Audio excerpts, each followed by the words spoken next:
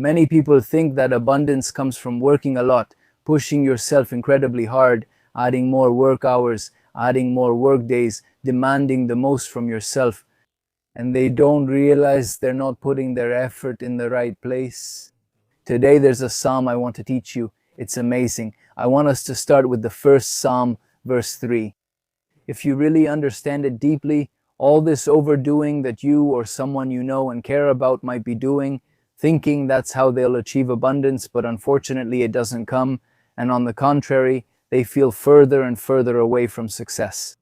Today I'm going to give you something amazing, easy, spectacular, biblical Hebrew with impressive magnetic strength. So I want to go right now to the psalm, to the verse of King David of blessed memory. May his merit protect us.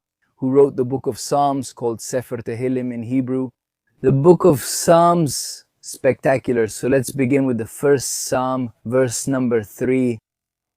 The verse says the following. I'm going to say it in Hebrew. You should know, by the way, if I tell you that when we speak in Hebrew, we do something impressive. You should know. Let me ask you, let's see if you know the Creator. How did He create the world, and how does He create the world at every moment? Do you know how? With the 22 letters of the Hebrew language. It's called in Hebrew, Lashon HaKodesh, the Holy Tongue. Each letter is, I don't know how to say it in Spanish, but it has an infinite power, an infinite creative force. You should know that the Creator uses the 22 letters of Hebrew to constantly create His world. It's amazing. So when we speak in Hebrew, we're not just saying words, but we're generating spectacular creative energies of great blessing, God willing. So dear community, listen to this amazing psalm. I'll say it in Hebrew and then I'll calmly translate it, and I'll also explain concepts that, God willing, can completely turn your life around for the better. Listen. Berge Etz Shatum. By streams of water, Asher Pirio iten be'ito, ve'alehu lo ibol, ve'chol asher yaseh yatzliach. In Spanish, he will be like a tree planted by streams of water, which yields its fruit in its season, whose leaf does not fall, and everything he does will prosper. Impressive. So here we see that David Amelech, King David, compares a person to a tree in this verse, and this is something very profound. It's something very profound. So here we see there are different concepts in the verse from the psalm. First, as I told you, we are in a certain way on a metaphorical level, like a tree, and we say, Ve'aket shatul al palgaimim, and he will be like a tree planted by streams of water. Here we also see a tree, we see streams of water, and we see a union, a connection between the tree and the water. We will talk about that in a moment, God willing. And then what else? We talked about the fruit, that it yields its fruit in its season. We talked about fruits. Later, God willing, we will connect all these concepts. Whose leaf does not fall. That is, we also talked about fruits. We talked about leaves, about foliage, about leaves, about the tree. And everything he does will prosper. He will succeed. Impressive. So let's see. If we see that we are like a tree in a certain way, as you know, obviously a tree that blooms must have deep roots connected to where? To water, to underground water currents. By the way, let me tell you a story I remembered. Not just a story, a real story I heard. It's impressive. There was, if I remember correctly, in the United States, a very strong hurricane several years ago, and something very curious happened. What happened? Very curious. Practically the whole neighborhood or city, I think it was a particular neighborhood, practically all the trees and houses and everything, it was total destruction. But there was something very curious. On one street, many trees in a row were not broken. They remained standing. It seemed like a miracle. Think about it. Everything around was destroyed. And what happened? A row of trees standing. They started to investigate. In short, I'll tell you what they found. What information reached the investigators? Because of a mistake, that row of trees didn't have artificial irrigation. All the trees that were destroyed were artificially irrigated, and they were beautiful, big, tall, right? But this row of trees didn't have artificial irrigation, and what happened? They didn't break. So you're smart, tell me why. Why didn't they break in this hurricane? Exactly because of the lack of artificially supplied water. What did they have to do? The Creator gave the trees an internal system, so that if there isn't artificially supplied water, they have to look for natural sources of water. Therefore, what did they do? Their roots had to, in a certain way, with no alternative, they had no choice but to start looking for water. Start looking for water. Down, down, down at an underground level, until, thank God, they found streams of water.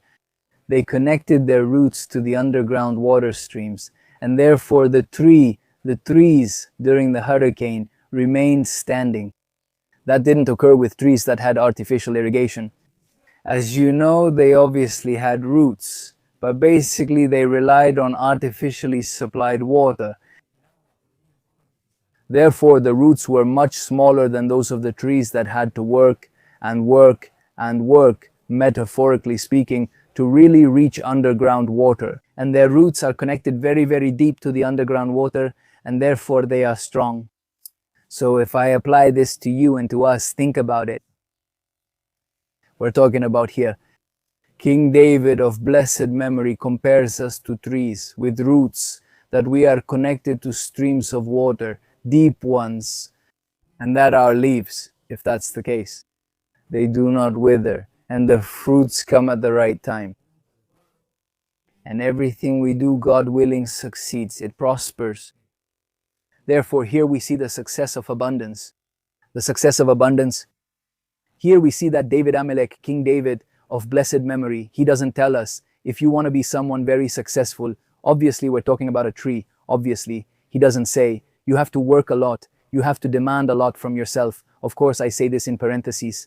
This is not to take away our responsibility. God willing, one has to demand from oneself in an impressive way, but optimally, as they say in Hebrew, in English, not over, not too much. Don't push yourself too hard. When someone says, no, I worked 8 hours, I'm going to work 14 hours to earn more money. And obviously, with those 8 hours, the person is fine. They have bread on the table, they have water, they have food, they can support their family. But then they want more, abundance, over, and they start overworking. And that leads their life to become unbalanced emotionally on a family level and in relationships. Obviously, why? Because they think that by working more, they will get more. Maybe that their bank account will show more money, but that money appears in their bank account. Probably a lot of that money will go to extra expenses. You need to know it's a spiritual principle that the Creator gives us what is said in Hebrew, the braka of the Parnasa, the blessing of sustenance. And the person, it doesn't help to push yourself too hard, to overdo it. To have a livelihood, the person, obviously, has to work in a job that is suitable for who you are. Obviously, that has to do with what you know how to do in an ethical way. But obviously, as I told you, not too much. And the psalm we studied gives us a spectacular teaching, which is, that's how I understand it, that the whole secret is that your roots are connected to the source. On a metaphorical level, the tree, roots, and underground waters. But if we talk about ourselves, what is our source? Obviously, the Creator. The Creator is our source. Therefore, the secret of your abundance is not in working extra hours without any kind of equilibrium and balance, but rather, on the contrary, it is work. Of course, you have to work in an honest and ethical way. That, of course. But here we see that the secret is in how you are connected with your essence, with your source, with the Creator. The Creator is the one who gives you life, is the one who gives you sustenance. Obviously, that, as I told you, coming up with elaborate ideas to earn more money, if you are disconnected from the source, it won't help you, because the braja, the blessing of livelihood, won't come from overdoing it, from working too much.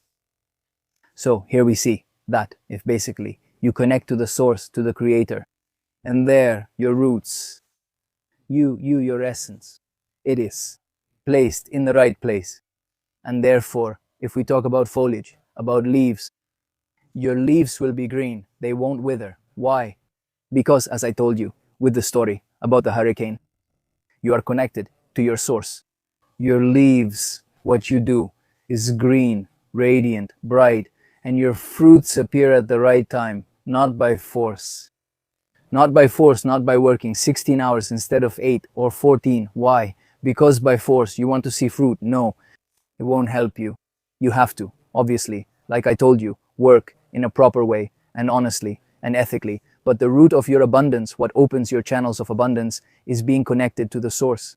To the source. In the example of the tree is the source. It goes with its roots toward the underground waters, and you obviously connect with the Creator. And you might ask me, how do I connect with the Creator? What we are doing is amazing. Speaking of Psalms, it's called Tehillim in Hebrew. Speaking, and now for you, what to do. Talk to the Creator in your own words every day when you wake up, after you get up, before going to sleep, or at any time of the day, in a natural place, somewhere in nature, in a forest, or it could be in your own space. Natural, somewhere in nature, in a forest, it could be in your room, or in the dining room of your house, in a pleasant place, and where no one bothers you, with the phone on silent. Our wise Kabbalists teach us to speak in your own words without seeking eloquence. Don't try to make a speech to the Creator, no. Open your heart to Him and tell Him how you feel, that you want more abundance or that you want to feel more secure in yourself or in your relationships. Whatever you need, open your lips and start talking to the Creator with your own words. And there, when your roots connect with your source, like I told you in the example, the roots of the tree with the underground waters, and you obviously with the Creator, your leaves, your foliage, it will be green, radiant. It won't wither, it won't fall. Spectacular flowers, strong, new, radiant. And the fruits, at the right time, your successes will come at the right time through the Creator who loves you and trusts you. And He gives you free will so you can choose your life in the right way. Every moment of your life is a chance to choose life. That's what it says in Hebrew, Baharta Bahaim. It's written in the verse, you will choose life. That means every moment of your life is an opportunity to do the will of the Creator. How can you know what the will of the Creator is? You may ask, and the answer is by studying Torah, truly studying Torah, with orthodox rabbis among the people of Israel who teach how to live according to what the Creator asks of us, which is to study our Torah, our holy Torah. Here on my channel, I have many videos you can check to see what might interest you. There are different topics. What I'm inviting you to do is to connect with the Creator. And when you are connected with the Creator, with your source there, as the verse says at the end, whatever He does will be successful. Your abundance will come and you will be successful and you will prosper. Why? Because you are connected with the Creator. Please share in the comments how you felt, how it went for you, and what other topics you'd like me to discuss. God willing, may you have the merit and may we all always have it, to be connected with the Creator, to do His will, the will of the Creator, with much joy, a good heart, success, and blessings.